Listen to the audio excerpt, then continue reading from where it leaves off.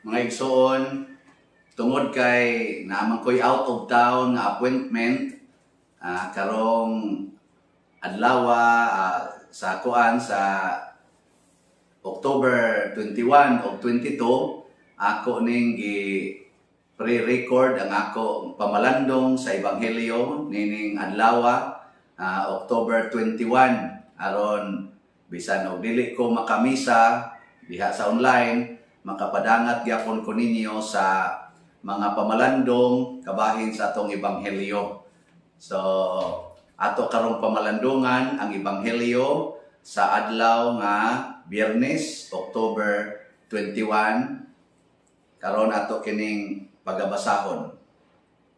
Pagbasa gikan sa Santos nga Ebanghelyo sumala ni San Lucas. Himayaon ikaw o Ginoo. Si Jesus miingon ngadto sa katawhan, "Inig-kakita ninyo og dag-om nga nagikan sa kasadpan, muingon dayon kamo, muulan dili madugay, ug muulan gayod. Ug sa pagkamatngon ninyo sa habagat nga naghuros, muingon kamo, muinit karon, ug muinit gayod. Mga tigpakaaron ingnon, makamao kamong musabot sa kahulugan sa dagway, sa yuta ug sa langit, apan nganong dili man kamo makasabot sa kahulugan niining panahona. Ug nganong dili man kamo maghukom unsay angay buhaton.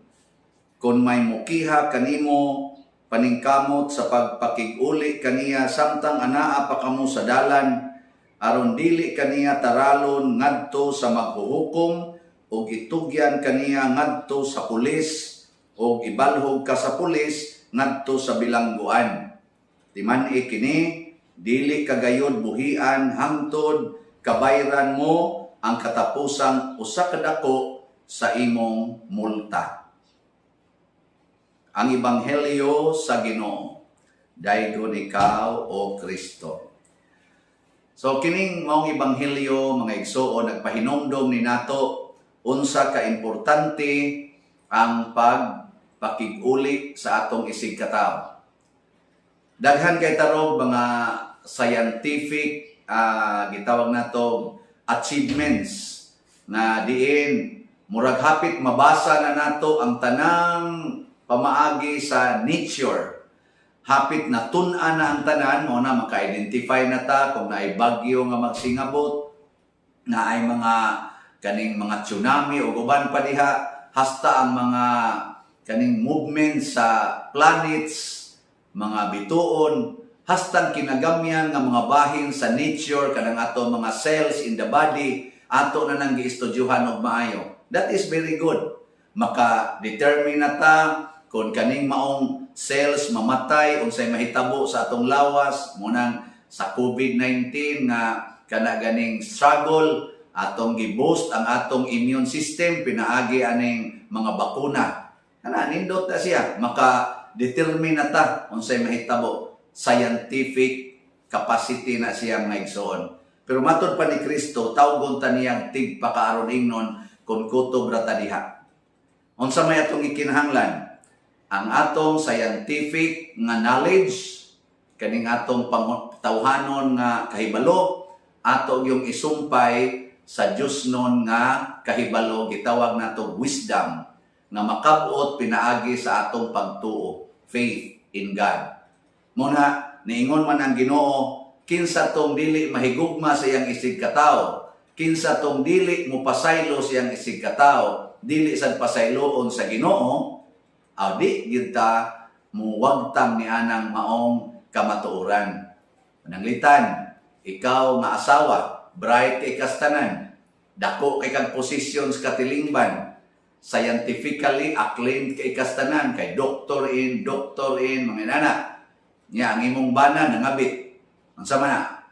Buwagan o dili? Din aman na makabuot sa imong gitawag og scientific knowledge.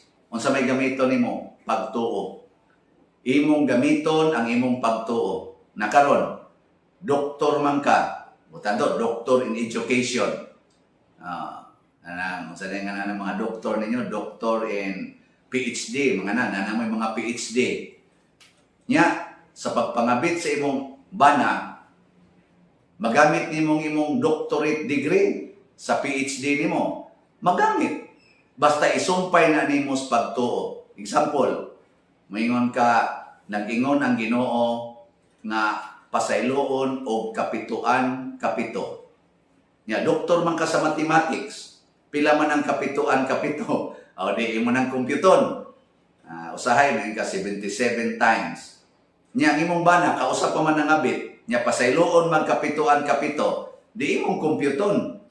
Kapila man siya mangabit, una nimo dili pasayloon. Di ba? Di kinahanglan kag 77 times. Una pa ka mo give up niya. Kung ato yung istriktohon. Nakaron kay makasabot man sad ka kay by virtue of faith kana diing 7, kanang 7-7, gitawag mo na siya sa theology sa atong pagtuo nga kana ganing perfect, endless, way katapusan nga kanay ganing pagbuhat. Basta i-measure og 7. Perfect ba? O di sa to pa ang pasabot di ay way hunong nga pagpasaylo.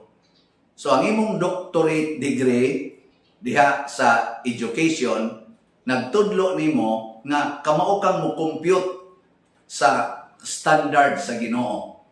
Kamao kang mo compute og eternity. Unsa may compute na sa eternity, why katapusan? Why sukod? Unya kung ang tao nga nagsigig pasaylo, tagaag way sukod nga kalipay dito sa langit, kanang gitawag nato everlasting happiness, isip doktor ka sa education, kamao jud kang mo compute nga mas importante, kamao kang mo timbang-timbang nga mas importante ang eternal happiness kaysa gitawag nato dinhi og temporal happiness. So maghilak tingali ka nga mudawat sa imong banang nangabit or sa imong asawa nga nangabit. Maghilak tingali ka pero imong ibutang sa imong unahuna based on your educational attainment. Kadiyot ra ni kay pila ra gud ning 50 ka tuig, pila ra gud ning 60 ka tuig nga akong dawaton ikumparar sa way katapusan nga kinabuhi. Gamay ra kay nistanan, mas dako to didto. So if my crying can help me attain that eternity, then so be it. So, muna, ang giingon ni Kristo, tigpakaaruning nunta, kung ang atong scientific knowledge, ang atong reason, kutob ra gyud dinhis kalibutan.